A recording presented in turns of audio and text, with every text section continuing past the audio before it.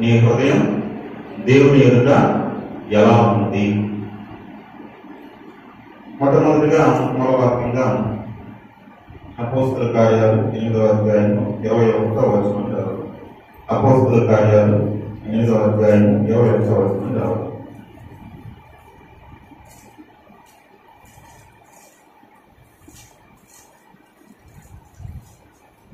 8:20.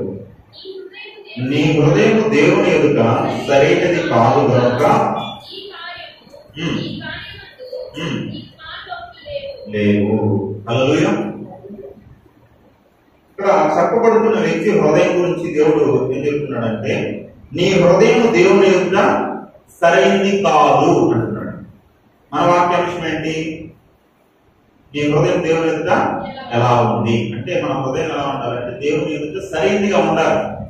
కానీ ఇతని హృదయం ఎలా ఉందంటే దేవుని ఎదుట సరైనదిగా లేదు. ఎందుకు ఇతను ఎవరి గురించి మాట చెప్పబడింది అని మీరు చదివితే ఆ సందర్భాన్ని బైబిల్ సందర్భాన్ని చదివితే గారడీ సీమోను గురించి చెప్పబడింది. ఎవరి గురించి చెప్పబడిందా? గారడీ సీమోను. అంటే అక్కడ ఏం జరిగిందంటే అపోస్తులు ఎంతమంది? 12 మంది. ఈ 12 మంది అపోస్తులు ఏం చేశారంటే సంఘాన్ని నడిపిస్తున్నప్పుడు సంఘాల్లో భోజనాలు వడ్డించే విషయంలో కొద్దిగా సమస్య ఏర్పడింది. అందుకనేసి ఇది అపోస్తుల్లో చేయాలి, శిష్యులే చేయాలంటే కష్టం. ఎందుకంటే కొన్ని వేల మంది, సంఘం విస్తరించిపోయింది, సంఘం వ్యాపించిపోయింది. వీళ్ళందరికీ వడ్డించడం, పరిచయం చేయడం కష్టం కనుక మేము వాక్యాన్ని బోధిస్తాము, భోజనాలు వడ్డించడం కానీ మిగిలిన కార్యక్రమాలు చేయడం కోసం కొంతమందిని ప్రత్యేకపడదాం అనేసి ఆ సంఘంలో ఒక 7 మందిని ఎన్నుకున్నారు. ఎంతమందిని ఎన్నుకున్నారు? 7 మంది. వాళ్ళు ఎలాంటి వాళ్ళు? అల్లా తప్ప వాళ్ళు కాదు, ఊరు పడితే వాళ్ళు కాదు. సంఘంలో పరిచయం చేయడానికి కూడా ఎలాంటి వాళ్ళు ఎన్నుకున్నారంటే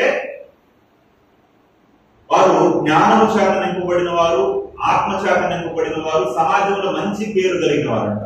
మీరు అపోస్తల కార్యాలు 6వ అధ్యాయం 4వ వచనం చదవండి, 3వ వచనం చదవండి. 6వ అధ్యాయం 3వ వచనం. కాబట్టి సహోదరులారా, ఆత్మతోనూ జ్ఞానంతోనూ నిండుకొని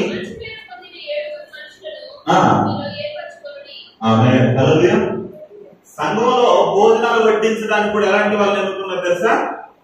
దేవుని జ్ఞానం కలిగిన వారు, ఆత్మచేత నడిపింపబడే వాళ్ళు, 3 మంచి పేరు. ఇంకొక విషయం కూడా చూసినట్లయితే మీరు 5వ వచనం చదవండి.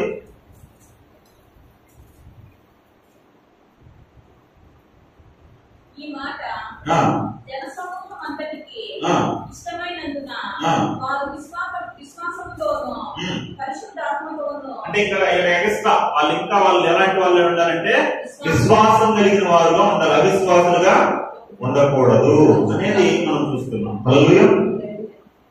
కానీ చాలా మంది ఇప్పుడు సంఘాల్లో, పెద్ద సంఘాల్లో సిగరెట్ తాగే వాళ్ళు, మందు తాగే వాళ్ళు కూడా ఏం చేస్తుంటారంటే వాక్యాన్ని బోధిస్తూ పాస్టర్లు అయిపోయినారు.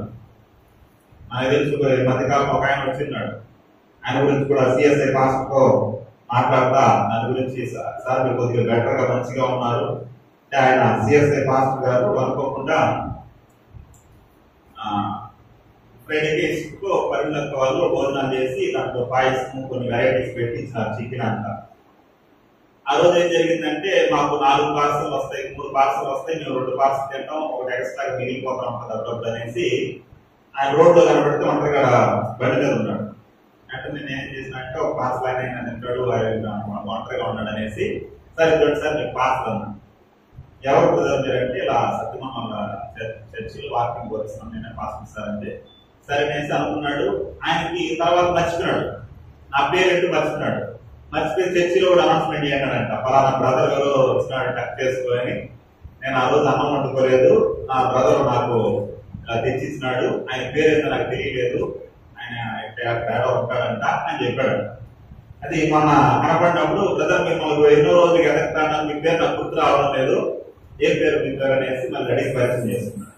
కాబట్టి అలాంటి కొంతమంది మంచిగా ఉన్న కొంతమంది సేవకులు ఏం చేస్తారంటే చెడు వ్యసనాలకు బానిసలు అయిపోయి సేవ చేస్తా ఉన్నారు. కానీ ఇక్కడ చూడండి, సేవకుల విషయం కాడికి కాదు, అక్కడ పరిచర్య చేసే వాళ్ళు ఎలా ఉన్నారంట? పరిచర్య చేసే వాళ్ళే ఆత్మ చేత జ్ఞానము చేత నింపబడి సమాజంలో మంచి పేరు పొంది విశ్వాసము గల వారై ఉన్నారు. హల్లెలూయా. అలాంటి వారిలో 7 మందిని ఎన్నుకున్నారు. ఆ 7 మంది ఎవరు? 7 మంది ఎవరు? స్టెఫను, ఫిలిప్పు, ప్రొకోరు,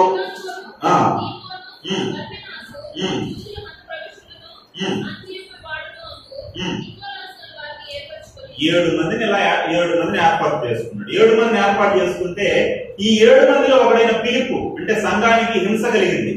సంఘానికి హింస కలిగినప్పుడు 8వ అధ్యాయం చూస్తే సంఘంలో హింస కలిగినప్పుడు వారు చెదిరిపోతారు. చెదిరిపోయినప్పుడు ఆయా ప్రాంతాలకు వెళ్ళి సువార్త ప్రకటిస్తున్నప్పుడు ఫిలిప్పు గారు ఎక్కడికి వెళ్ళిపోయారంటే సమరయ అనే పట్టణానికి వెళ్ళినాడు. ఎక్కడికి వెళ్ళాడమ్మా?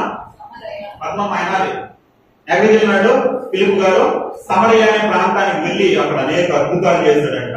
అనేక ఆశ్చర్యకార్యాలు చేసి వాక్యం ప్రకటించడం వల్ల ఆ వాక్యం అందరూ కూడా లక్ష్యం ఉంచారంట. లక్ష్యం ఉంచినప్పుడు అందరూ ఒకడు ఎవరు? గారడీ సీమోన్. ఎవరమ్మా? అందరూ చెప్పండి. ఏం పేరు ఆయన పేరు? సీమోన్ అంటా ఉంటారు. సీమోన్ కాదు, బైబిల్లో సీమోన్ అనే పేరు చాలా ఉన్నాయి. పేరు కూడా ఒక పేరు అంటే సీమోన్.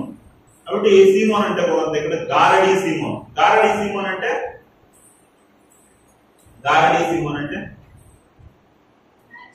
గారడీ అంటే మ్యాజిక్ చేసేవాడు అనమాట. ఈ సీమోను ఆ పట్టణంలో ఏం చేసేవాడు? మ్యాజిక్ చేసేవాడు. మ్యాజిక్ పేరు అద్భుతం పేరు. మ్యాజిక్ అంటే ఏంటమ్మా?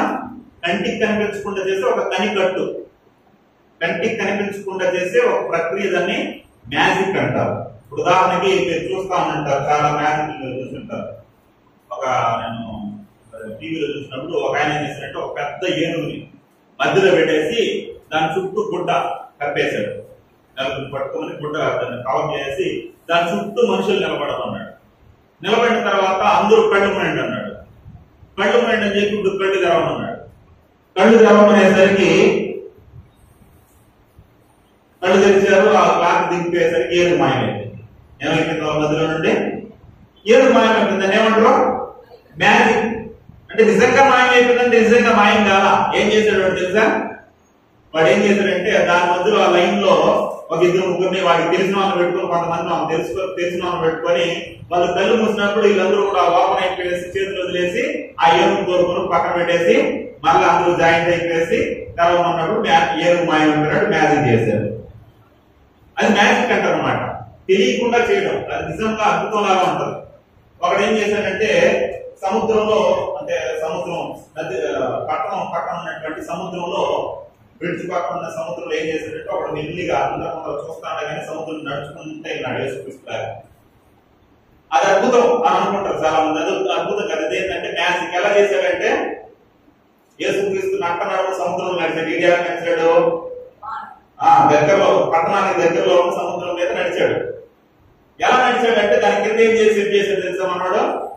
గ్లాస్ సెట్ చేశాడు. ఇప్పుడు గ్లాస్ ఉంటే కనపడుతుంది, నీళ్ళలో కనపడుతుంది, నీళ్ళు ఉన్నట్టే ఉంటుంది. దాని మీద నడిచే అద్భుతం లాగా అనిపించేటట్టు చేశాడు. దాన్ని మ్యాజిక్ అంటారు. మీరు చూస్తామని అంటారు. మ్యాజిక్ చేసేవాడు చేతిలో నుండి గొడుగులు తీస్తా ఉంటాడు, చేతిలో నుండి కచ్చిపులు తీస్తా ఉంటాడు, చేతిలో నుండి పూలు తీస్తా ఉంటాడు, టోపీలో నుండి పావురాలు తీస్తా ఉంటాడు, టోపీలో నుండి కుందేలు తీస్తా ఉంటాడు, ఏమేమో తీస్తా ఉంటాడు. అలా కంటికి కనిపించకుండా అవి దాచిపెట్టుకుంటాడు. వాటిని కంటికి కనిపించకుండా తీస్తా ఉంటాడు. అదే మ్యాజిక్. అలాంటి మ్యాజిక్ చేస్తా ఉంటాడు అనమాట. ఇలా మ్యాజిక్ చేస్తా అంటే ఇతన్ని వాళ్ళు ఏమనుకున్నారు తెలుసా? ఆ పట్టణం వాళ్ళు చూడండి, ఒక మ్యాజిక్ చేశారు. నేను కూడా చూసారా? నుండి వచ్చింది మ్యాజిక్. సరే, 8వ అధ్యాయము 10వ వచనం చదవండి. అక్కడ అతను ఏమనుకుంటున్నారు వాళ్ళు? ఆ గారడీ సీమోన్ని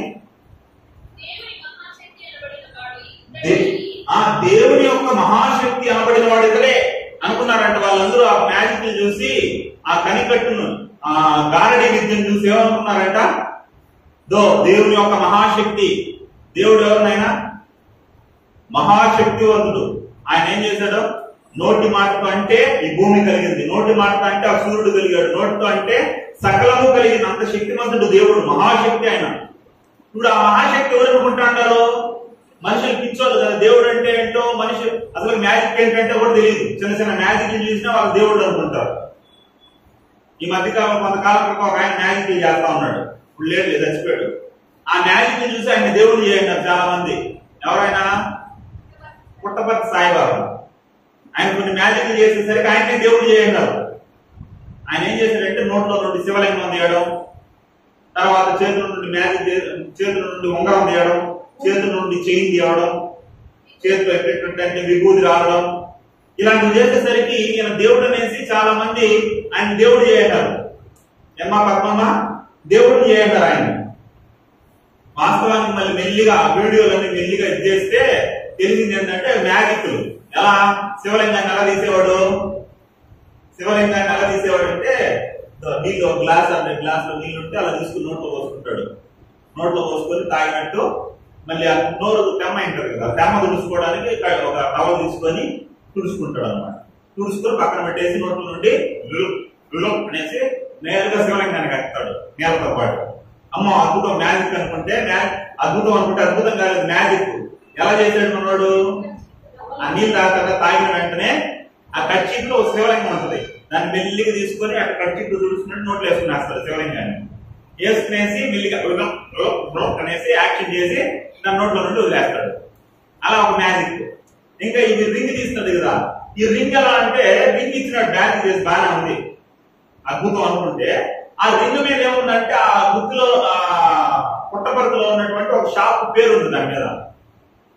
పుట్టపర్తిలో ఉన్న షాప్ లో ఉన్న రింగ్ ఏం చేతులకి ఎలా వచ్చింది అంటే మనోడు ఏం చేశాడు? షాప్ లో తీసుకుని వచ్చి మ్యాజిక్ చేసి ఇచ్చాడు అంతే. అలా ఇంకా ఈ విభూతి చేయడం ఇవన్నీ కూడా మ్యాజిక్లు. అలా చేసి కొంతమంది నిజంగా అలా తీసేటటువంటి కొంతమంది ప్రశ్నించినారు. అలా తీసేటటువంటి ల్యాప్టాప్ తీసేయచ్చు కదా, టీవీ తీసేయవచ్చు కదా, ఫ్రిడ్జ్ తీసేయవచ్చు కదా. అలా అయితే అలాంటివి తీసేయలేము, అలాంటి చేయడం కష్టం. చిన్న చిన్న అయితే చేస్తాను. అలాగే ఇలా చాలా మంది దేవుళ్ళు అనిపించుకున్నట్టు వీళ్ళు కూడా ఇతను కూడా ఏమనుకుంటున్నారంటే మ్యాజిక్ చేసేసరికి ఆ కనికట్టును చూసి ఆ గారడీ విద్యను చూసి ఏమనుకుంటున్నారంటే ఇతను దేవుని యొక్క మహాశక్తి అని అనుకున్నారంట. చివరికి ఫిలిప్పు సువార్త ప్రకటించినప్పుడు ఇతడు కూడా మార్పు చెంది ఏం చేశాడు? వాళ్ళందరితో పాటు ఇతను కూడా బాప్తిజం తీసుకున్నాడు. ఈ గారడీ విద్య చేసి సీమోను కూడా తీసుకున్న తర్వాత ఏం జరిగిందంటే ఈ విషయం అపోస్తలులకు తెలిసింది. ఆది సంఘంలో ఉన్నటువంటి అపోస్తలులకు తెలిసింది. సమరయ పట్టణంలో చాలా మంది రక్షింపబడ్డారు, చాలా మంది దేవుడు తెలుసుకున్నారంట అని తెలుసుకున్న తర్వాత వాళ్ళని పరిశుద్ధాత్మ చేత అభిషేకించడానికి. మామూలుగా పరిశుద్ధాత్మ ఎలా వస్తుందమ్మా మన మీదకి? పరిశుద్ధాత్మ దేవుడు మన మీదకి ఎలా వస్తాడు? దైవత్వములు ముగ్గురున్నారు. ఒకరు తండ్రి, అందులో చెప్పండి. దైవత్వములో ముగ్గురున్నారు. ఒకరెవరు? తండ్రి. తండ్రి చెప్పండి. తండ్రి. రెండు కుమారుడైన యేసుక్రీస్తు. మూడు పరిశుద్ధాత్మ దేవుడు. ఈ ముగ్గురు దైవత్వంలో ఉన్నవారు. ఇప్పుడు ఈ పరిశుద్ధాత్మ దేవుడు మన మీదకి ఎలా వస్తాడు అంటే ఇప్పుడు కాలంలో మనం మాలు చెప్పుకోవాలంటే బాప్తిజం తీసుకున్న తర్వాత పరిశుద్ధాత్మ దేవుడు నిజమైన మారు మనసు పొంది పాపాలను ఒప్పుకొని సరైన బాప్తిజం తీసుకోవాలంటే నీ మీదకి ఎవరు వస్తారు? పరిశుద్ధాత్మ దేవుడు వస్తాడు. పరిశుద్ధాత్మ దేవుడు నిన్ను నడిపిస్తాడు. ఓకేనా? దానికి ఎగ్జాంపుల్ ఎవరు? యేసుక్రీస్తే. యేసుక్రీస్తు బాప్తిజం తీసుకుని బయటకు వచ్చినప్పుడు ఏం జరిగింది? పరిశుద్ధాత్మ అతని మీదకి, యేసుక్రీస్తు మీదకి పావురం మళ్ళీ దిగి వచ్చింది. కాబట్టి మన మీద కూడా అలానే వస్తారు. కానీ అపోస్తల కాలంలో ఒక కొద్దిగా సిస్టమ్ మార్చాడు దేవుడు. ఏంటంటే అపోస్తల కాలంలో బాప్తిజం తీసుకున్న తర్వాత పరిశుద్ధాత్మ రావాలంటే అప్పుడు వాక్యం ప్రబలాలి కాబట్టి వాళ్ళకి ఒక ఇదేం పెట్టాడంటే అపోస్తలు వచ్చి చేతులు ఉంచాలి వాళ్ళ మీద. చేతులు ఉంచినప్పుడు వాళ్ళ మీదకి ఏమొస్తుంది? పరిశుద్ధాత్మ అనే వరం వస్తుంది. కాబట్టి ఇప్పుడు ఈ అపోస్తలులో పేతురు, యోహాను సమరయ పట్టణానికి వచ్చారు. సమరయ పట్టణానికి వచ్చే చేతులు వస్తారంటే వాళ్ళు పరిశుద్ధాత్మ చేత నింపబడుతున్నారు. అప్పుడు దాన్ని చూసిన ఈ సీమోన్, గారడీ సీమోన్ ఏం చేశాడంటే అయ్యా మీకు ఎంత డబ్బు కావాలంటే అంత డబ్బు నేను ఇస్తా, ఆ వరాన్ని నాకు అమ్మేయండి, ఆ వరాన్ని నాకేం చేయండి. ఇది మ్యాజిక్ అనుకున్నాడు. మ్యాజిక్ నేర్పిస్తే డబ్బు ఇచ్చేటట్టు ఈ వరాన్ని వాళ్ళు అమ్మేస్తారని డబ్బు ఇచ్చేద్దాం అనుకున్నాడు. కాబట్టి వాళ్ళు అప్పుడు ఎప్పుడైతే ఆ మాట అన్నాడో అప్పుడు ఆ పేతురు గారు అంటున్న మాట ఏమంటున్నాడు చూడండి. మరలా ఒకసారి చదవండి ఆ మాటని. 8:20-21 నీ హృదయము దేవుని యొక్క సరైనది కాదు. ఎవరైతే అలా అడిగారో ఆ గారడీ సీమోను చూసి పేతురు చెప్తున్నాడు, అయ్యా నీ హృదయం దేవుని ఎదురు సరైనది కాదు, నువ్వు తప్పు చేస్తున్నావు, దేవుడి వరాన్ని డబ్బుతో కొనాలనుకుంటున్నావు, అది తప్పు అనేసి ఎప్పుడైతే హెచ్చరించారో అతని హృదయం దేవుని ఎదురు సరిగా లేదు, దుష్టత్వంలో నింపబడి ఉన్నావు అన్నాడో అతడు భయపడిపోయాడు. అంటే పరిశుద్ధాత్మ పొందుకోవాలి, పరిశుద్ధాత్మ యొక్క వరం పొందుకోవాలంటే మనం దేనితో నింపబడిన వారిగా ఉండాలి. మనం మన హృదయం ఎలా ఉండాలి? దేవుని ఎదుట సరైనదిగా ఉండాలి. అంటే ఇక్కడ ఇంకో విషయం మీరు తెలుసుకోవాల్సింది ఏంటంటే, చాలా మంది న్యూ అపోస్తులు వస్తా ఉంటారు. ఏం అపోస్తుల్లో? న్యూ అపోస్తులు అంట. టీవీలో చూస్తే మేము అపోస్తులు అని చెప్పుకుంటా ఉంటారు. అపోస్తులు నేటి కాలంలో అపోస్తులు ఉన్నారా? నేటి కాలంలో అపోస్తులు లేరు. అపోస్తులు అనేసి ఎవరు అనాలంటే, యేసుక్రీస్తు కాలంలో ఆయన పరిచర్య ప్రారంభించినప్పటి నుండి ఆయన చనిపోయేంత వరకు, శిలువ మరణం పొందేంత వరకు ఎవరైతే ఆయన చూశారో, యేసుక్రీస్తుని డైరెక్ట్ గా ఎవరు చూశారో వాళ్ళే అపోస్తులు. ఎవరు పడితే వాళ్ళ అపోస్తులు అనే దానికి వీళ్ళ. అప్పటి కాలంలోనే ఒక సీట్ ఖాళీ అయిపోయింది. ఎవరిది? అపోస్తులు ఒక సీట్ ఖాళీ అయిపోయింది. ఎవరిది? యూదా సీట్ ఖాళీ అయిపోయింది. ఖాళీ అయిపోతే ఆ సీట్కి ఎంతమంది ఉన్నారు? సీట్ ఒకటి ఉంది, దానికి దాన్ని ఏమంటారు, పోటీనా? పోటీకి ఎంతమంది ఉన్నారు అప్పటి కాలంలోనే? ఎగ్జామ్స్ రాస్తా ఉంటారు. 10 సీట్లు 20 సీట్లు గవర్నమెంట్ సీట్ ఇది ఉంటే దానికి 100 మంది 50 మంది ఎగ్జామ్స్ రాస్తా ఉంటారు. ఇప్పుడు అక్కడ సీట్ ఒకటే. అపోస్తుల్లో ఒకటి చచ్చిపోయాడు, ఇస్కరియోతు యూదా. ఇప్పుడు ఒక సీట్ ఉంది, ఆ సీటుకి పోటీ చేయడానికి, ఆ సీట్ దక్కించుకోవడానికి ఎంతమంది ఉన్నారు అప్పటి కాలంలోనే? ఇద్దరు. మీరు అపోస్తుల కార్యాలు చదివితే ఇద్దరు ఉన్నారంట. అందులో చీటీ వేస్తే ఎవరి పేరు మీద వచ్చిందంట? మత్తయి అనే పేరుతో వచ్చింది. అప్పటి కాలంలోనే అపోస్తుల్లో నిలబడ్డానికి ఇద్దరు ఉన్నప్పుడు ఇప్పుడు అందరూ అపోస్తులు అయిపోతారా? అప్పటి కాలంలోనే కష్టం రా బాబు అంటే, ఇప్పుడు కాలంలో అందరూ అపోస్తులు అని చెప్పుకుంటారు. మేము న్యూ అపోస్తులు అని చెప్పుకుంటారు. వాళ్ళు ఓల్డ్ అపోస్తుల్లో, మేము న్యూ అపోస్తులు. మేము చేతుల నుంచి ఏమొస్తుంది? మీ మీదకి పరిశుద్ధాత్మ వస్తుంది అని చెప్తా ఉంటారు.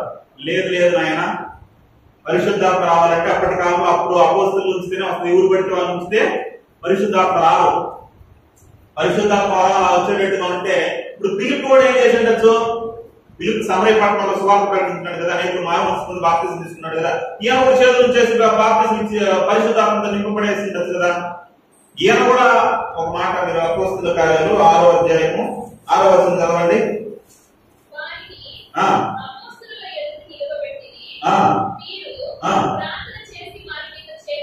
వారి మీద చేతులు ఉంచారు పరిశుద్ధాత్మతో నింపబడేటట్లు. అపోస్తులు వాళ్ళ మీద చేతులు ఉంచారు కదా, ఇప్పుడు పిలుపు మీద కూడా చేయి ఉంచాడు. ఇప్పుడు పిలుపు కూడా చేయి ఉంచచ్చు కదా వాళ్ళ మీద. ఎందుకు పేతురు యోహాన్ని పిలిపించుకోవాలి అంటే, పరిశుద్ధాత్మ అనే వరం రావాలంటే ఎవరు ఉంచితే చేతులు ఉంచితే వస్తుంది, ఎవరు పడితే వాళ్ళ చేతులు ఉంచితే రాదు. కండిషన్ ఏంటంటే, కండిషన్ అప్లై. ఎవరంటే అపోస్తులు మాత్రమే ఉంచాలి. అపోస్తులు ఉంచితేనే పరిశుద్ధాత్మ దేవుడు దిగి వస్తుంది అప్పటి కాలంలో. కాబట్టి ఎవరు పడితే వాళ్ళు ఉంచితే, అప్పటి కాలంలోనే పౌరుగా పిలుపు గారే ఉంచరా. ఇప్పుడు దాన్ని ఇప్పుడు ఏం చేస్తుంటారంటే, నేను చేతులు ఉంచితే పరిశుద్ధాత్మ వస్తాడు, పరిశుద్ధాత్మ పొందుకో అని చేతితో నొక్కేస్తాం. అలాగా ఇప్పటి కాలంలో యేసుక్రీస్తు ఎలా పొందుకున్నాడో అలా పొందుకుంటాం. ఓకే, అది అప్పటి కాలంలో అలా జరిగింది. అది అపోస్తులు వాళ్ళకి మాత్రం వర్తిస్తుంది, అందరికీ వర్తించదు. కాబట్టి ఇది మనం ఇక్కడ మన సబ్జెక్ట్ వచ్చేటట్లయితే, అంటే పరిశుద్ధాత్మను పొందుకోవాలంటే ఇక్కడ మన హృదయం ఎలా ఉండాలి? దేవుని ఎదుట సరైనదిగా ఉండాలి. సరైనదిగా ఈ గారడీ సింహం హృదయం లేదు కనుక అతను పరిశుద్ధాత్మను పొందలేకపోయాడు. హల్లెలూయా. ఇలా గారడీ సింహం హృదయం సరైనదిగా లేదు. కానీ ఇంకొక ఆయన ఉన్నాడు. ఆయన హృదయం ఎలా ఉందో దేవుని ఎదుట మనం చూసినట్లయితే మనందరికి తెలిసిన వ్యక్తి ఆయన అపోస్తుల కార్యాలు 13వ అధ్యాయము 22వ వచనం చదవండి. అపోస్తుల కార్యాలు 13:22. తరువాత అతన్ని తొలగించి దావీదును వారికి రాజుగా ఏర్పరచెను.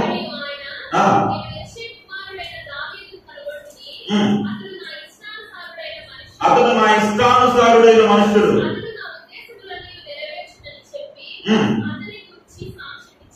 ఆమేన్. హల్లెలూయా. అతడు నా ఇష్టానుసారుడైన మనుషుడు అనే చోట ఇంగ్లీష్ బైబిల్ ఉంది మీ దగ్గర లేదా? ఇంగ్లీష్ బైబిల్లో నుండి తర్జుమా చేస్తే ఇంకొక మాట కూడా ఏమొస్తుంది అంటే, ఇక్కడ నా హృదయానుసారుడు అనే మాట కూడా వస్తుంది. ఏం మాట వస్తుందమ్మా? నా ఇష్టానుసారుడైన మనుషుడు. లేదా ఇంకొక రకంగా తర్జుమాలో ఇంకొక రకంగా కూడా ఏమొస్తుందంటే, ఇక్కడ నా హృదయానుసారుడు అనే మాట కూడా వస్తుంది. అందరికీ తెలుసు హృదయానుసారుడు అనేది చాలా సందర్భాలు మనం చెప్తా ఉంటాం. అంటే దావీదు ఎలా ఉన్నాడు దేవుని దృష్టిలో? దేవుని హృదయానుసారుడుగా ఉన్నాడు. గారడీ సింహం దేవునికి వ్యతిరేకంగా నడుచుకుంటా ఉంటే అతని హృదయం దేవుని ఎదురు సరిగా లేకపోతే ఇతని హృదయం దేవుని ఎదురు సరైనదిగా ఉంది. ఎలా సరైనదిగా ఉంది? దావీదు గురించి మనందరికీ తెలుసు. దావీదు గురించి మనం చెప్పుకోవాలంటే భక్తులందరికన్నా ఎక్కువగా ప్రసంగాలు ఎవరి గురించి అయినా ప్రపంచవ్యాప్తంగా జరుగుతున్నాయా అంటే అది ఎవరంటే దావీదే. దావీదు గురించి చెప్పిన ప్రసంగాలు మిగిలిన భక్తులు ఎవరి గురించి చెప్పారు? అన్ని ప్రసంగాలు చెప్పారు దావీదు మీద. ఇంకా దావీదు చాలా గొప్పవాడు. దావీదు పాట పాడాడు అనుకో మైమర్చిపోవాలంతే. మైమర్చిపోవాలనేది ఏదో కార్యక్రమం వస్తుంది కదా అప్పుడు క్రిస్మస్ కి. అలా దావీదు పాడితే ఏమైపోవాలైనా మనుషులు మైమర్చిపోవాలి. అంత అద్భుతంగా పాట పాడతాడు. అయ్యా ఎన్నిసార్లు ప్రార్థన చేస్తావయ్యా అంటే ఎన్నిసార్లు ప్రార్థన చేస్తాడు రోజుకి? ఎన్నిసార్లు స్తుతిస్తాడు దేవుణ్ణి దావీదు? 7 మార్లు స్తుతిస్తాడు, 7 మార్లు ప్రార్థన చేస్తాడు. హల్లెలూయా. సరే బైబిల్ ఎన్నిసార్లు చదువుతావయ్యా అన్నాం అనుకోండి, మీరు ఎన్నిసార్లు చదువుతారు బైబిల్? నాకు తెలుసు. కానీ దావీదుని అడిగారు అనుకో, దావీదు ఏం చెప్తాడు తెలుసా? దివారాత్రులు నేనేం చేస్తాను? ధర్మశాస్త్రాన్ని ధ్యానిస్తాను. ఒక కింగ్, ఒక రాజు దివారాత్రులు ధ్యానిస్తాడు, 7 మార్లు దేవుడిని స్తుతిస్తాడు. మందిరం కట్టాలని ఒక తపన, ఒక ఆశ కలిగిన వాడు. పాట పాడితే అసలు దయ్యాలు వెళ్ళిపోతాడు. ఎలాంటి గొప్ప భక్తుడు, మంచి సాక్ష్యం కలిగిన వాడు దావీదు. అతన్ని దేవుడు అంటున్నాడు, ఇతడు నా హృదయాన సారుడు అంటున్నాడు. ఎందుకు దావీదు హృదయం దేవుడికి సరైనదిగా ఉంది? ఏం చేయడాన్ని బట్టి దావీదు ఇంత సరైన వాడుగా, ఇంత మంచి సాక్ష్యం కలిగిన వాడుగా ఉన్నాడో చాలా విషయాలు ఉన్నాయి. అందులో 4 విషయాలు నేను మీకు చూపిస్తాను. దావీదు హృదయం ఎందుకు సరైనదిగా ఉంది దేవుని ఎదుట అనే దానికి 4 విషయాలు మనం చూసి మనం ముగించుకున్నాం త్వరగా. సమూయేలు మొదటి గ్రంథము 30వ అధ్యాయము 7-8 వచనాలు చదువు. మొట్టమొదటిగా సమూయేలు 2వ గ్రంథము 12వ అధ్యాయం 13వ వచనం. సమూయేలు 2వ గ్రంథము 12వ అధ్యాయము 13వ వచనం. నేను పాపము చేసి తినని దావీదు నాతానుతో అనగా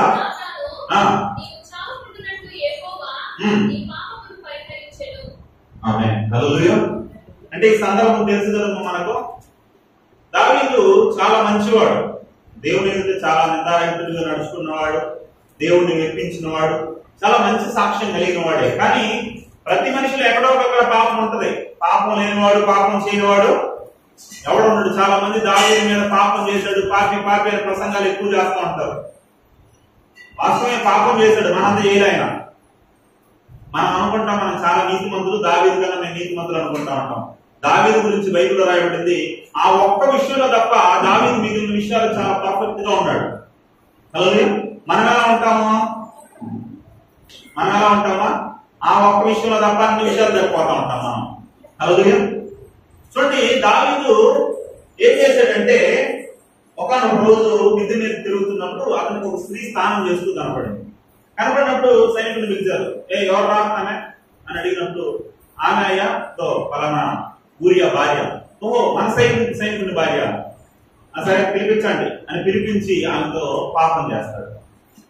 పాపం చేసిన తర్వాత ఆ పాపాన్ని ఒప్పుకోకుండా అలా నేను తప్పు చేయలేదన్నట్టు ఉండిపోతాడు. ఉండిపోయిన తర్వాత దాన్ని కొన్ని 9 నెలల తర్వాత మళ్ళా ఏం జరిగింది? తప్పు బయటపడే పరిస్థితి వచ్చింది. అప్పుడు ఎవరు పిలిపించినాడు? దాన్ని మేనేజ్ చేయాలి. ఎట్టయినా సరే నేను నేరస్తుని కాదు, నేను పాపిని కాదు, నేను చెడ్డవాడిని కాదు, సమాజంలో మంచి పేరు కలిగిన వాడిని అని అలా అనుకోవాలనేసి ఏం చేశాడంటే దాన్ని మేనేజ్ చేయడానికి ఊరియాని పిలిపించినాడు. ఆ తప్పు అతని మీద మోపేయడానికి. ఊరియా ఏం చేశాడు? అతని బత్షెబా యొక్క భార్య భర్త అయినటువంటి ఊరియా వచ్చాడు. ఇంటికి వెళ్ళాడా? ఇంటికి వెళ్ళా, వీధిలో పడుకుంటూ పోయాడు. నేను ఇంటికి వెళ్ళాయా అనేసి ఉండిపోయేసరికి మళ్ళా సైన్యానికి వెళ్ళిపోయాడు. ఏం చేయాలి అర్థం కాల దావీదు. ఏం చేశాడు? ఊరియాని చంపించడానికి ఒక ప్లాన్ చేసి ఇతన్ని చంపేయమనేసి ఒక శాసనం రాసి అతని ద్వారానే పంపించాడు సైన్యాధిపతి దగ్గరికి. ఇది వాస్తవంగా ఊరియా ఇంటికి వెళ్ళి ఈ నిజం ఊరియాకి తెలిసిందే అనుకో, ఊరియా ఏం చేసేవాడు? మా బత్షెబా చెప్పింది అనుకో, అయ్యా దావీదు మంచోడు కాదు, దావీదు ఇలా చేశాడు, నన్ను ఇలా పాడు చేశాడు, నువ్వు లేనప్పుడు ఇలా చేశాడు అని ఊరియాకి చెప్పింటే ఊరియా ఏం చేసేవాడు? ఊరియా అసలు నమ్మేవాడు కాదు. నీకేమైనా పిచ్చి పట్టిందా? దావీదు ఎంత గొప్ప భక్తుడు, ఎంత మంచివాడు, దేవుని హృదయానుసారుడు, అలాంటి వాడు అలా చేస్తాడా, ఏం మాట్లాడుతున్నావు అనేవాడేమో. ఇంకా సాక్ష్యాధారాలతో నిరూపించుంటే అప్పుడు ఏదో మొత్తానికి చాలా బాధపడిపోయాడేమో. అయ్యో దావీదు ఇంత గొప్పవాడు అనుకున్నాను, ఇంత భక్తుడు అనుకున్నాను, ఇలా చేశాడా అని అనుకునేవాడేమో. అలా నమ్మకస్తుడైన ఒక ఊరియా ఏం చేశాడంటే, ఎందుకంటే అతను అంత నమ్మకస్తుడు అనేది ఎందుకు చెప్తున్నానంటే, మరణ శాసనం అతని చేతిలో అతని మరణాన్ని రాసి పెట్టిన దాన్ని చదవలా, తీసుకుని పోయి నమ్మకంగా అతనికి అప్పగించాడు సైన్యాధిపతికి. అంత నమ్మకస్తుడు. అతని భార్యను పాడు చేయడమే కాకుండా అతన్ని చంపించాడు. చంపించిన తర్వాత ఇంకెవరికి తప్పు తెలియదులే, నేను చేసిన న్యాయం ఎవరికి తెలియదులే, అంత కవర్ చేయనంలే అని అనుకున్న ఆ సందర్భంలో ఏం జరిగింది? అది ఎవరికి తెలుసు? మనుషులు ఎవ్వరు చూడకపోయినా, మనుషులు అందరూ మర్చిపోయిన ఎవరు మర్చిపోరు? దేవుడు మర్చిపోడు. దేవుడు 9 నెలలు అయిన తర్వాత ఆమె గర్భవతి కనే సమయానికి ఎవరు పంపించాడు? నాతాను ప్రవక్తను పంపించాడు. నాతాను ప్రవక్త ఏం చేశాడు? ఒక ఉపమానం చెప్పాడు. ఏంటి ఉపమానం? అయ్యా రాజా, ఒకటి ఒక నేరం చేశాడు అనేసి ఒక ఉపమానం చెప్పాడు. ఏంటంటే, ఒకడికి 100 గొర్రెలు ఉన్నాయి. ఒకడికి పేదవాడు, వాడికి ఒకే గొర్రె ఉంది. వీడు బాగా గొర్రెలు ఉన్నవాడు ఏం చేశాడంటే, అతని ఇంటికి ఒక అతిథి వచ్చాడు. ఆ అతిథికి విందు చేయడానికి ఇతని గొర్రెల్లో చాలా గొర్రెలు ఉన్నాయి. ఈ గొర్రెల్లో ఒక గొర్రెను కూడా బలివ్వకుండా అతను ఏం చేశాడంటే, పేదవాడుగా తన ఇంటి పక్కన ఉన్నటువంటి ఆ పేదవాని యొక్క గొర్రె పిల్లని తీసుకొని దాన్ని బలిచ్చి అతను విందు చేసి పెట్టాడు. ఇప్పుడు అతన్ని ఏం చేయాలి అని అడిగాడు. ఏం చేయాలంటే దావీదు ఏం చేశాడు? చదవండి అక్కడ ఏమన్నాడు. సమయంలో 2వ గ్రంథం 12వ అధ్యాయం ప్రారంభం చూడండి ఏమన్నాడు.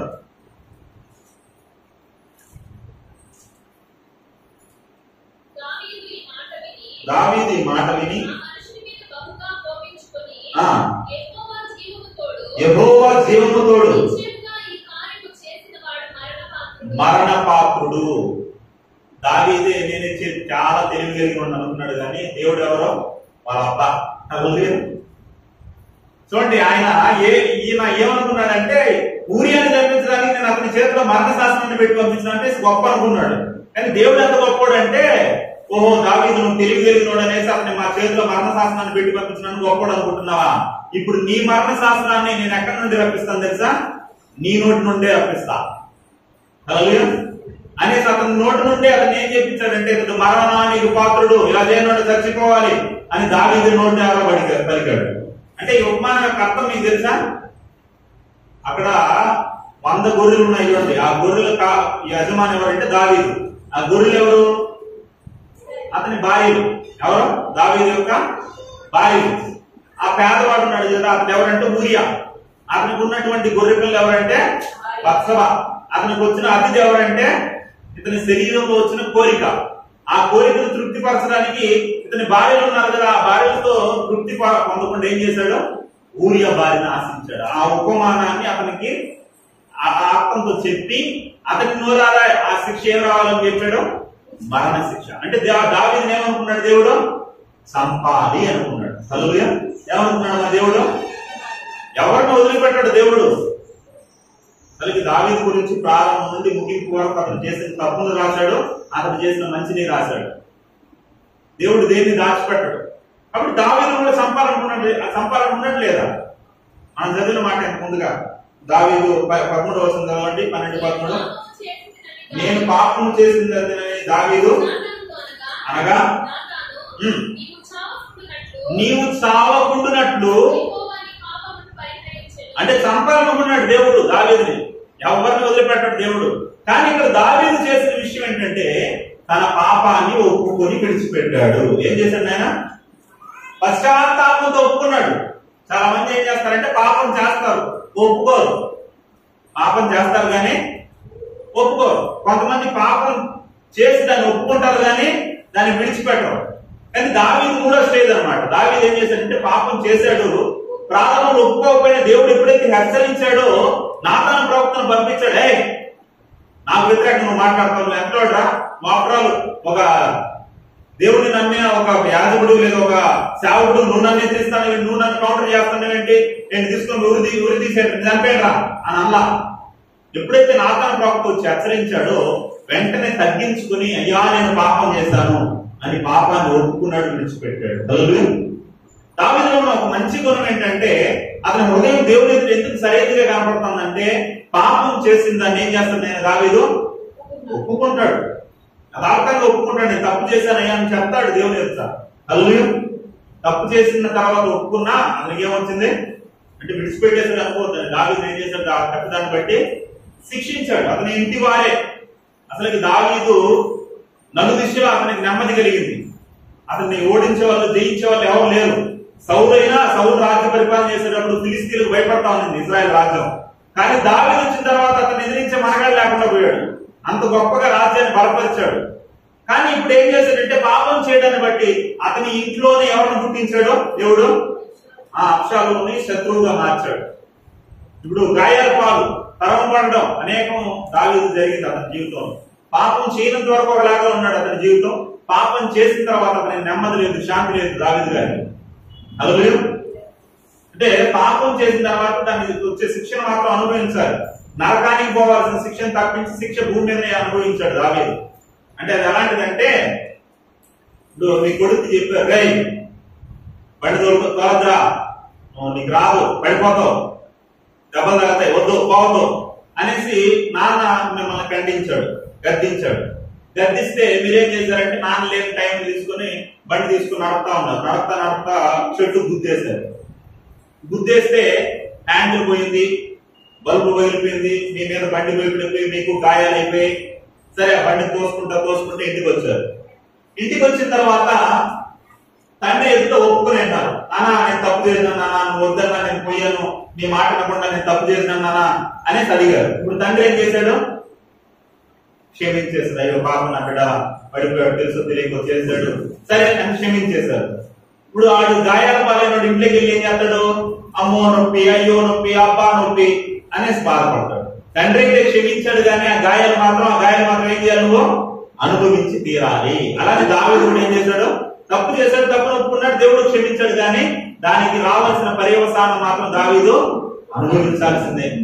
మనం కూడా తప్పు చేస్తే దాని యొక్క పర్యవసానం ఏం చేయాలైనా అనుభవించాలి. హల్లెలూయా. అంటే ఇక్కడ మన పాయింట్ వచ్చేసినట్లయితే దావీదు తప్పు చేసి ఏం చేస్తాడు? దేవుడు ఎదుట ఒప్పుకునే మంచి మనసు ఉంది. తప్పును కప్పుకునేవాడు కాదు, దాన్ని ఒప్పుకొని విడిచిపెట్టేవాడు, పై భక్తి చూపించేవాడు కాదు.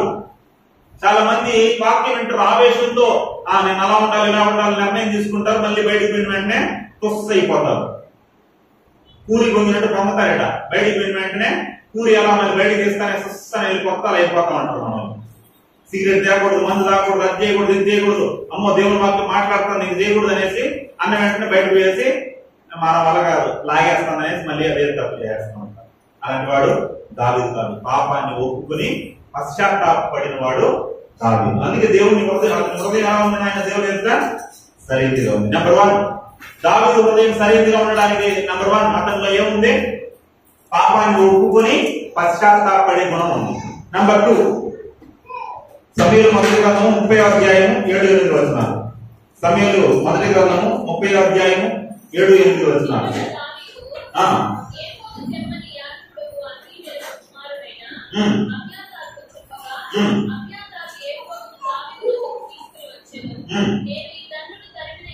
నేను ఈ దండును తరిమిన ఎడల వాడిని కలుసుకుందునా అని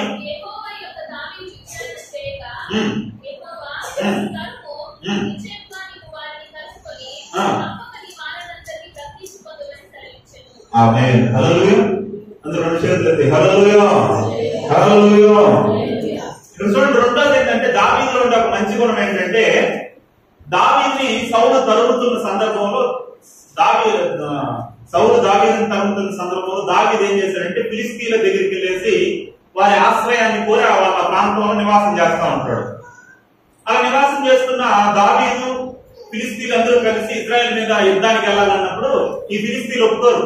అయ్యా నువ్వు మావుడు కాదు, నువ్వు ఇజ్రాయెల్ ప్రజలకు బాగా సపోర్ట్ చేస్తావు, మా గులియాత్ వచ్చినప్పుడే చంపేసినాడు నువ్వు, కాబట్టి నేను నమ్మడానికి వీల్లేదు, మిగిలిన యుద్ధాలు కావాలంటే వద్దు, కానీ ఇజ్రాయెల్ ప్రజల మీద నువ్వు యుద్ధానికి రావద్దు, నువ్వు ఎక్కడ ఉండిపో అనేసి అతని ప్రాంతానికి పంపించేస్తారు అతని సైన్యాన్ని. వాళ్ళని అప్పుడు పంపించేసరికి వాళ్ళ ప్రాంతానికి వచ్చేసరికి ఈ అమాలేకీలు అనుకుంటా వాళ్ళు ఏం చేస్తారంటే వీళ్ళ పట్టణం మీద పడి వాళ్ళ భార్యల్ని, వారి పిల్లల్ని, వారికి కలిగిన వాటిని అన్నింటినీ దోచుకుని వెళ్ళిపోతారు.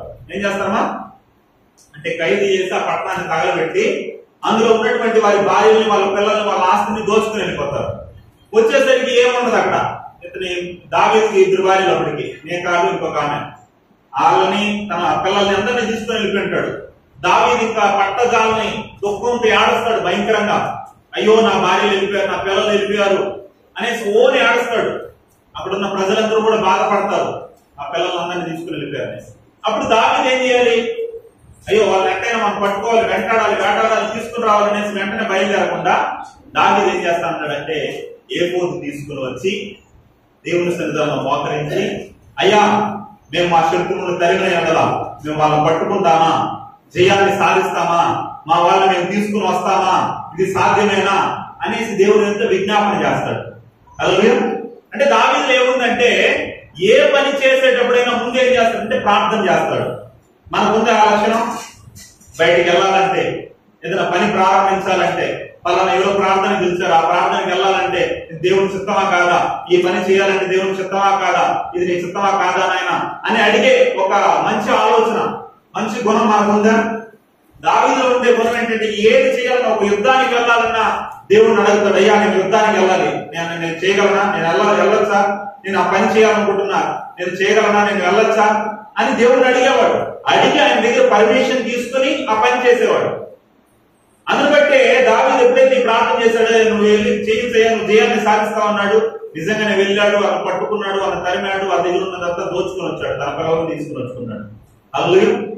కాబట్టి దావీదు దేవుడు హృదయానుసారుడు ఎందుకయ్యాడంటే ప్రతి విషయంలో దావీదు ఏం చేస్తాడు? ఆయన ప్రార్థన చేస్తాడు. ఏం చేసేవాడు దావీదు? నంబర్ 1, దావీదు ఏం చేసేవాడు? తన పాపాన్ని దేవుని ఎదుట ఒప్పుకొని పశ్చాత్తాపడేవాడు. నంబర్ 2, దావీదు ఏం చేసేవాడు? దేవుని ఎదుట ప్రార్థన చేసేవాడు ప్రతి ఒక్క విషయంలో. నంబర్ 3, పెద్ద సబ్జెక్ట్ ఇది, టైం ఎక్కువ అవుతుంది, త్వరగా చెప్పేసి త్వరగా ముగిస్తున్నాను. మొదటి సమూయేలు గ్రంథం 17వ అధ్యాయం 34 నుండి చదవండి. మొదటి సమూయేలు గ్రంథం 17వ అధ్యాయం 34 వస్తుంది. అందుకు దావీదు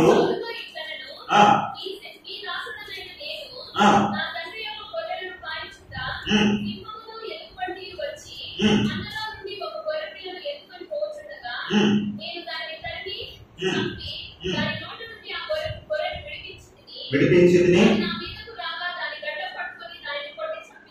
చంపితిని,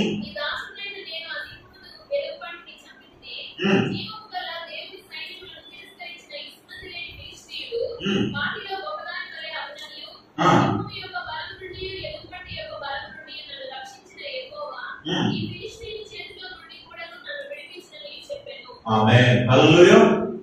చూడండి, దావీదులో ఉండే ఒక విశ్వాసం చూడండి. అంటే ఈ ఫిలిస్తీయులకి ఇజ్రాయెల్ ప్రజలకి యుద్ధం జరుగుతుంది. ఈ యుద్ధం ఎలాంటిదంటే 2 రాజ్యాలు కొట్టేసుకో, వీళ్ళు ఒక ఒప్పందం చేసుకున్నారు. ఏంటంటే ఆ పక్క నుండి ఒకడు రండిరా, ఈ పక్క నుండి ఒకడు వస్తాడు. వీళ్ళిద్దరు ఎవరైతే బాగా కొట్టుకొని ఎవరైతే గెలుస్తారో వాళ్ళదే రాజ్యం, వాళ్ళ పక్షం ఉండే వాళ్ళదే రాజ్యం. ఎందుకు జనాభా నష్టపోవాలి, ఎందుకు రక్తపాతం అవ్వాలి, నన్ను మీ పక్క నుండి ఒక రండి, మా పక్క నుండి మేము వస్తాం అనేసి ఈ పక్క నుండి ఫిలిస్తీన్లో నుండి ఎవరు వచ్చారు? గొలియాతు. వాడు అలాంటి వాడు 6 మూరల జానెడు ఎత్తంట. 6 మూరలు పెట్టి వరుసగా జాన్ పెడితే అంత ఎత్తు, దగ్గర ఇది స్లాబ్ గా ఎత్తుంటాడు. అంత పొడగరి, అంత ఆజానుభావుడు, అంత భారీ కాయం కలిగిన వ్యక్తి వచ్చి సవాల్ వేస్తున్నాడు ఇజ్రాయెల్ ప్రజలు.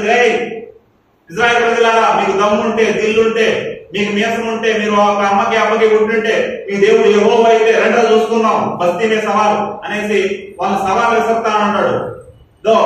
రాజ్యం కొట్టుకోవడం కాదు, hand to hand, face to face, single to single ఢీకొందాం రండి అనేసి సవాలు విసురుతామంటే అందరూ భయపడిపోయి గజగజ అనేసి ఒక్క రావడం వేస్తానికి.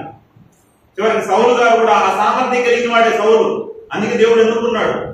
అందరికన్నా ఆజానుభావుడు. ఇప్పుడు ఇజ్రాయెల్ ప్రజలందరూ 6 అడుగులు ఎత్తుంటారు.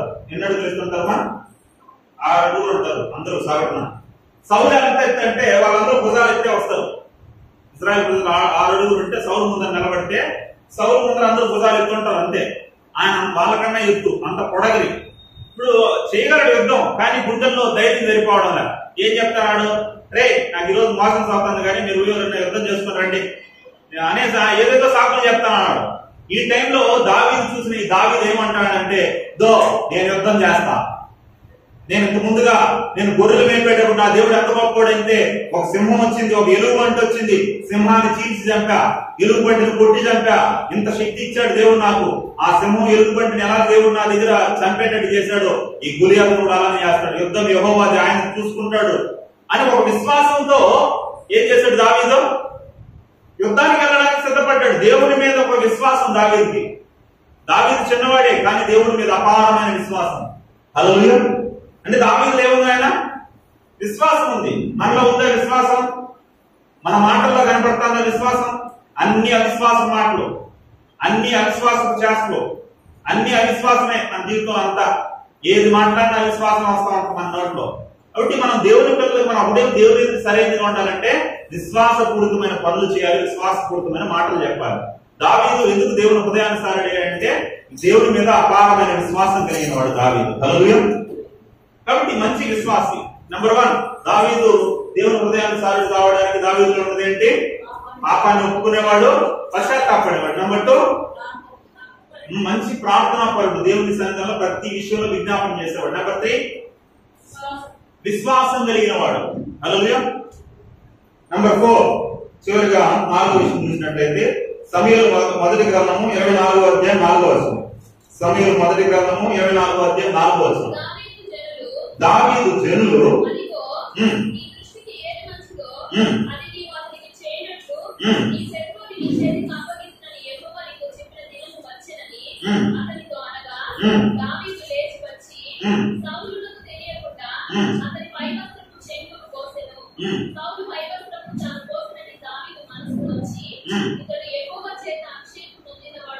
అభిషేకం పొందినవాడు కనుక ఆమేన్. హల్లెలూయా. దావీదులో ఉండే 4వ లక్షణం ఇక్కడ మనం చూస్తున్నాము. సౌలు దావీదుని ఎప్పుడో నుండి చంపాలనేసి విషపు చూపు చూసి అతన్ని చంపాలని ప్రయత్నం చేస్తా ఉన్నాడు. 2 సార్లు ఈటి విసిరితే గోడలు నాటుకునింది, పక్కకు తప్పిపోయింది చాలా సందర్భాలు. అలా దావీదుని తరుముతున్నాడు. దావీదు ఏ తప్పు చేయకపోయినా అతనికి మేలు చేసిన దావీదును చంపాలని ఒక కక్ష అపవాది చేత నింపబడి చంపాలని ప్రయత్నం చేస్తూ అలా కొండల్లో లోయల్లో ఎక్కడ దానుకున్నా అక్కడికి వెళ్ళిపోతాడు, అక్కడ చంపాలని ప్రయత్నం చేస్తాడు. ఈ సందర్భంలో కూడా దావీదు ఒక గుహలో ఉన్నాడని తెలుసుకొని అతన్ని చంపాలని సైన్యం వెంట పెట్టుకుని వెళ్ళినప్పుడు మన సౌలు గారి గురించి తెలిసిందే కదా, మళ్ళా మోసం చేసుకునేది. ఎక్కడికి వెళ్ళినాడు ఒంటరిగా, అక్కడికి జరిగితే అర్థమవుతా ఉంటుంది. శంఖ నివృత్తి కోసం అనేది ఏదో మాట ఉంటారు, అంటే బాత్రూమ్ కోసం పోయాడు అనమాట. పోయినప్పుడు అంటే వాళ్ళు ఎలా వాళ్ళ విధానం మనకు తెలియదు కానీ వస్త్రాలు తీసి పక్కన పెట్టి ఆయన బాత్రూమ్కి వెళ్ళాడు. ఇప్పుడు ఏం జరిగిందంటే ఈ దావీదు గారు అవకాశం వచ్చింది, ఒంటరిగా దొరికాడు. అందుకని వాళ్ళ పక్షంలో ఉన్న వాళ్ళందరూ చెప్తాను, అయ్యా దావీదు దేవుడు వాగ్దానం చేసినట్లు నీ శత్రువు నీకు దొరికాడు, వేసేసే అవకాశం వచ్చింది, అతను చంపే అవకాశం వచ్చింది, అతను మన చేతికి చిక్కాడు, అతను చంపే అని చెప్తే దావీదు ఏం చేశాడు తెలుసా? అతను తెలియకుండా అతను వస్త్రం కోసాడంట. వస్త్రం కోసుకున్న దానికి చాలా బాధపడిపోయాడండి దావీదు. చూడండి, అభిషేకింపబడిన వాడిని నేను ఎలా తిప్పేది, అభిషేకింపబడిన వాడిని నేను ఎలా కొట్టేది, అభిషేకింపబడిన వాడిని నేను ఎలా చంపేది అనేసి అసలు వస్త్రం చెంగు కోసినట్టునే బాధపడిపోతున్నాడు దావీదు. కానీ మనం అభిషేకింపబడిన సేవకుల మీద ఏదేదో మాట్లాడుతూ ఉంటాం, ఏదేదో నిందలేస్తూ ఉంటాం, వెనకాల ఏదేదో మాట్లాడుతూ ఉంటాం, వాళ్ళ గురించి చెడ్డగా ప్రచారం చేస్తూ ఉంటాం.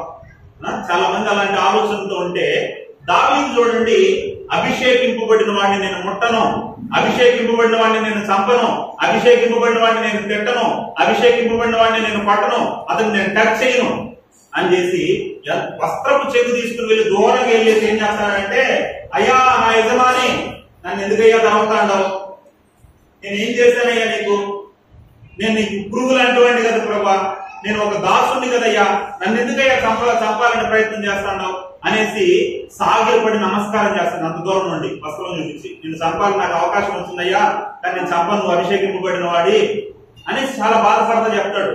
అప్పుడు సౌలు కూడా ఒక మాట అంటాడు దావీదును చూసి, ఏమంటాడు చూడండి 18వ వచనం, 24వ అధ్యాయం 18వ వచనం. దావీదుతో ఇట్లా నేను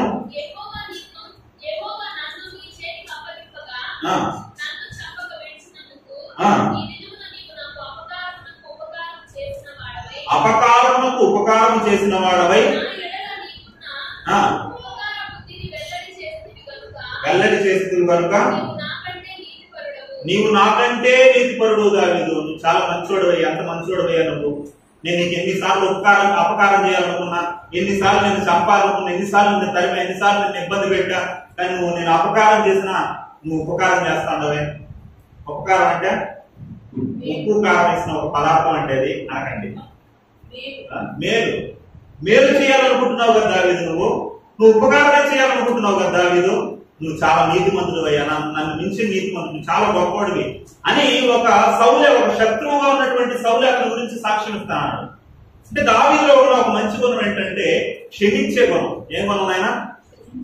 సౌలు నన్ను చంపాలని ప్రయత్నం చేస్తున్నాడు కదా, అతనే చెప్పాడు కదా, రాజ్యంలో సగం భాగిస్తానన్నాడు, గొలియాతుని చంపితే నా కూతురు నుంచి పెళ్లి చేస్తానన్నాడు. ఇప్పుడు అతను నేను చంపితే అతనికి నేను అల్లుడు కాబట్టి నేనే రాజుని అయిపోతా, అతన్ని చంపేద్దాం అని అనుకోలా. శత్రువు అయినప్పటికీ సౌలుని చంపలా, క్షమించేశాడు. హల్లెలూయా. చంపాలని ప్రయత్నం చేస్తూ తరుగుతున్న వ్యక్తిని క్షమించేశాడు దావీదు. అంటే దావీదులో ఉండే ఒక మంచి లక్షణం, 4వ లక్షణం ఏంటంటే శత్రువుని క్షమించడం. హల్లెలూయా. మనం క్షమిస్తున్నామా మన శత్రువుని? నీ మొఖం చూడను, చచ్చినా సరే నీ బొమ్మ ఎక్కను అనేసి మన మాటలు ఉంటాయి. మనం క్షమించకపోతే దేవుడు ఏం చేయండి, ఆయన మనల్ని క్షమించదు. మనం క్షమించేవారుగా ఉండాలి. ఒక దావీదు చూడండి, తన శత్రువుని క్షమిస్తా అన్నాడు. హల్లెలూయా. ఇప్పుడు 4 విషయాలు దావీదులో అతని హృదయం దేవుని సరైనదిగా ఉండడానికి కారణం ఏంటంటే, ఒకటి, అతను పాపం చేసిన ఆ పాపాన్ని ఒప్పుకొని విడిచిపెట్టేవాడు, పశ్చాత్తాపడేవాడు. నెంబర్ 2, మంచి ప్రార్థన పరుడు, ప్రతి ఒక్క విషయంలో విన్నపం తెలియజేసేవాడు. నెంబర్ 3, మంచి విశ్వాసం కలిగిన వాడు. నెంబర్ 4, శత్రువుని క్షమించే గుణం కలిగిన వాడు. అలాంటి వాడు కనుక అతని హృదయం దేవుని సరైనదిగా ఉంది కనుక దేవుడు అతన్ని ఏం చేశాడు తెలుసా? ప్రమాణ చదువుకున్నాం. సమూయేలు మొదటి గ్రంథం 16వ అధ్యాయం 13వ వచనం. సమూయేలు మొదటి గ్రంథం 16వ అధ్యాయం 13వ వచనం.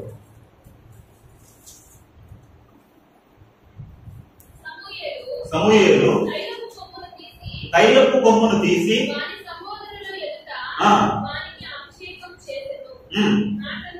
నాట నుండి ఆమేన్. హల్లెలూయా. దావీదు దేవుని ఆత్మ చేత నింపబడిన వాడుగా ఉన్నాడు. కారణం ఏంటంటే అతని హృదయం దేవుని ఎదుట సరైనదిగా ఉంది. ఇంతకు ముందుగా ఒక వ్యక్తిని చూసాం, గారడీ సీమోను.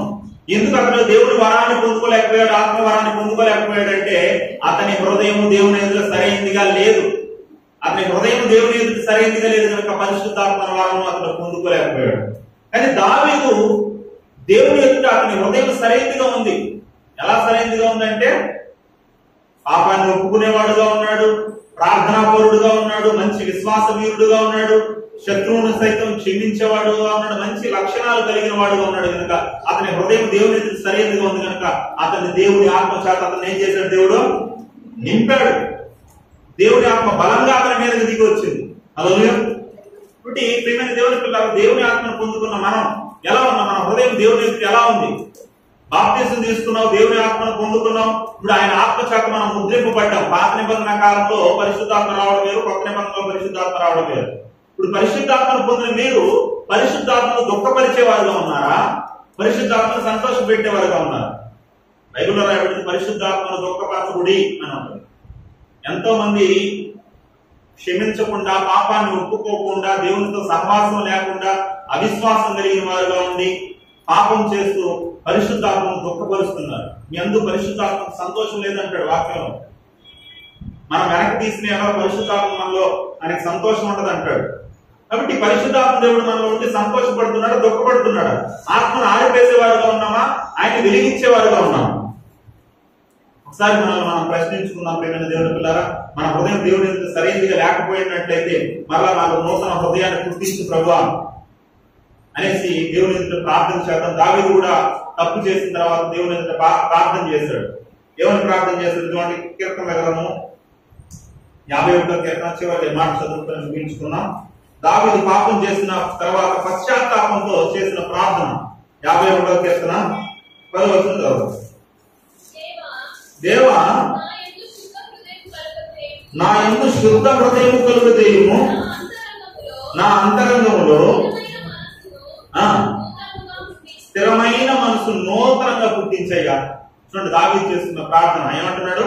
నా యందు శుద్ధ హృదయము కలుగు చేయి. అశుద్ధ హృదయం తీసేయి. ఎందుకంటే హృదయం శుద్ధిగా లేకపోతే పరిశుద్ధాత్మ దేవుడు నాలో ఉండడు. కాబట్టి నాకు శుద్ధ హృదయాన్ని కలిగించు, స్థిరమైన మనస్సును పుట్టించు. మనస్సు చంచల మనస్సు ఉండకూడదు నాలో.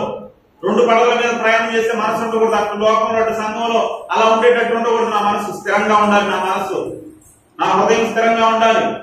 కాబట్టి అయ్యా నాకు శుద్ధ హృదయం కలుగు చేయి, స్థిరమైన మనస్సును నాకు పుట్టించు అంటూ ఇంకేమంటున్నాడు?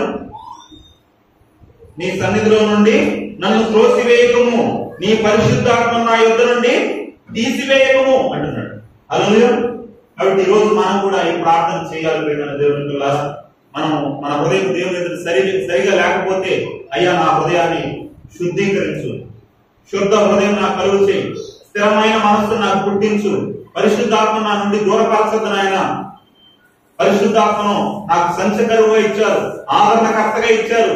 మమ్మల్ని పాపం నుండి పాపాన్ని తండ్రి ఒప్పింపజేసే వాళ్ళుగా, నీతిని గురించి ఒప్పింపజేసే వాళ్ళుగా పరిశుద్ధాత్మ మాకు ఇచ్చారు. కాబట్టి ఇది రాజ్యం గురించి తండ్రి మేము ప్రయాసపడే వారుగా, నీ ఆత్మశక్తులను నింపబడిన వారుగా ఉండడానికి శుద్ధ హృదయం మాకు కలుగు చేయనైనా, మన నుండి అశుద్ధాన్ని తీసివేయనైనా అంటూ